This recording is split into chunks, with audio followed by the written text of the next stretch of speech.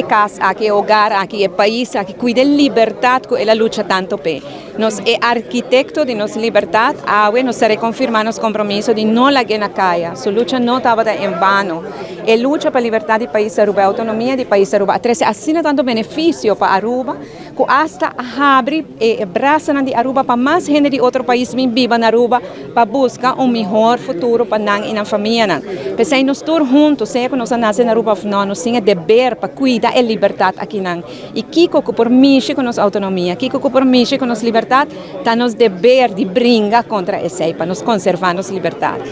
Há um bonito momento, caminha com nossa bonita poesia dedicada a Betico, bonita canção dedicada a Betico, discurso na hobby bonita, hobby emotivo, 39 anos a passa, pero da parte de maneira ayer. Esta sigue viva de nosso coração. Treze naturalmente sentimento na mixto. Ora que eu penso um rato de Betico, Betico usa alguma palavra legendária. Ele diz: se me cai na caminha, gare bandeira e sigue com a luta.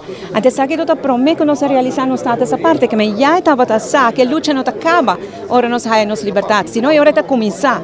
E pensei, me dá um dia comigo que llena me mês de hope, optimismo e inspiração de Betico. E apesar de risco, apesar de coisas negativas, concentrar em coisas positivas, concentrar em nossa força. E nossa força tem união do país que nos lo logra. Nós estamos preparando agora aqui para a celebração de 40 anos data essa parte.